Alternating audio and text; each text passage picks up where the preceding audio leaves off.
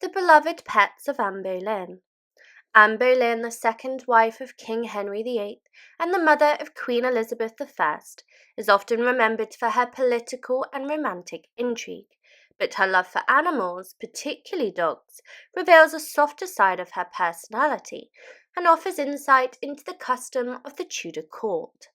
Among her cherished pets was a small lapdog named Pourquoi, whose story intertwines with the royal intrigues and dynamics of court life. Pourquoi is believed to have been a Havanese, a breed originating from Cuba, closely related to the Bichon. These dogs are known for their charming and inquisitive nature, often tilting their heads in a way that captivates onlookers. This delightful habit may have inspired Pourquoi's name, which means why in French, reflecting the curiosity often attributed to the breed. Anne received Pourquoi as a gift from Honor, Lady Lizzle, a politically savvy and ambitious woman who sought to strengthen her family's ties to the crown.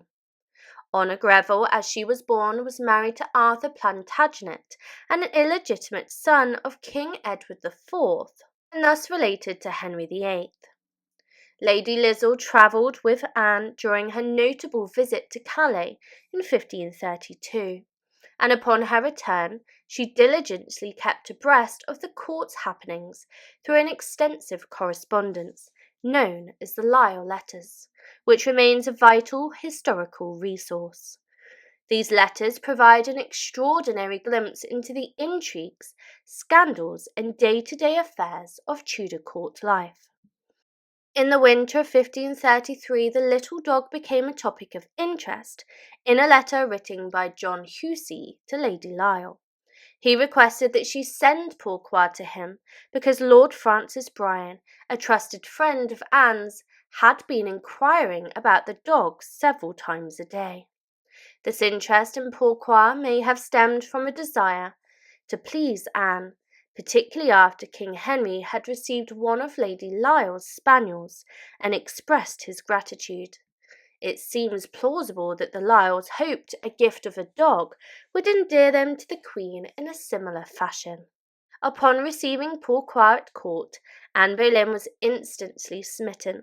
Francis Bryan reported that within an hour of the thoughtful gift, Anne's affection for Pourquoi reflected not only her fondness for animals, but also the importance of companionship within the often isolating royal court.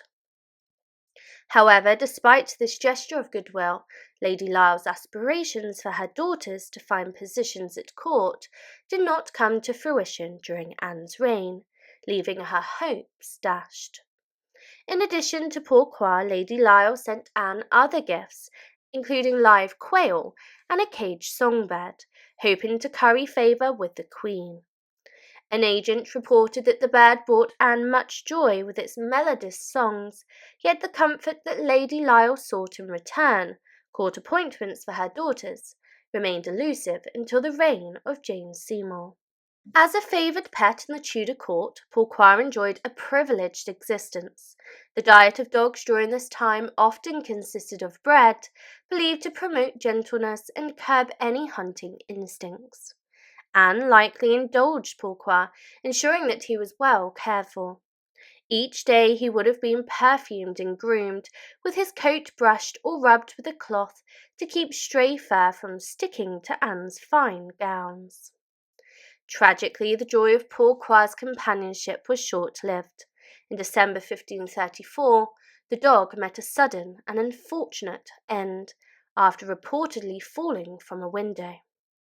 Marjorie Horseman, one of Anne's ladies-in-waiting, communicated the distressing news to the Lisles, noting the dread among the Queen's attendants about how Anne would react.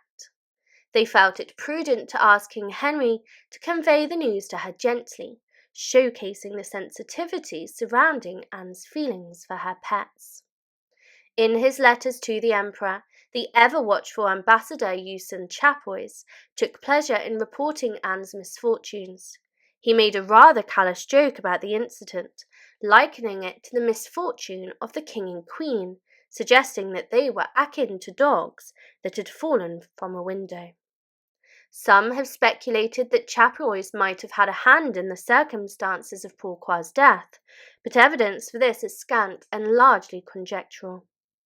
Despite the loss of Pourquoi, Lady Lisle and her family considered presenting another pet to Anne, perhaps hoping to rekindle their relationship.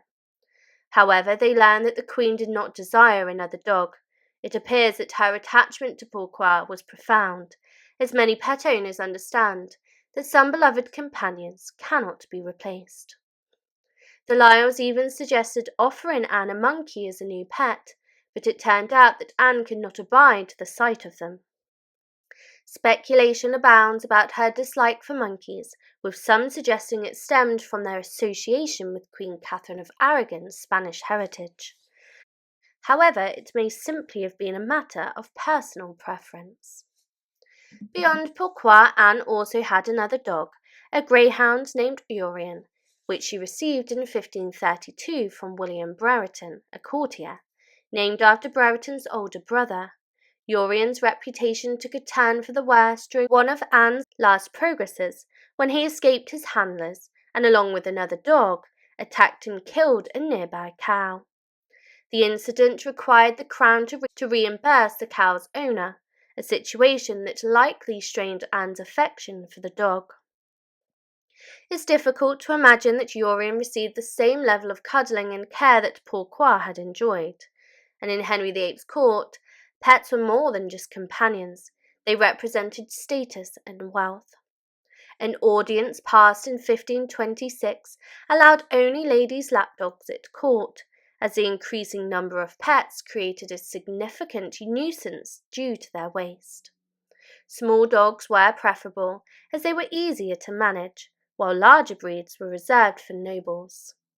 It was believed that a commoner with a large dog was poaching game, which could lead to severe consequences.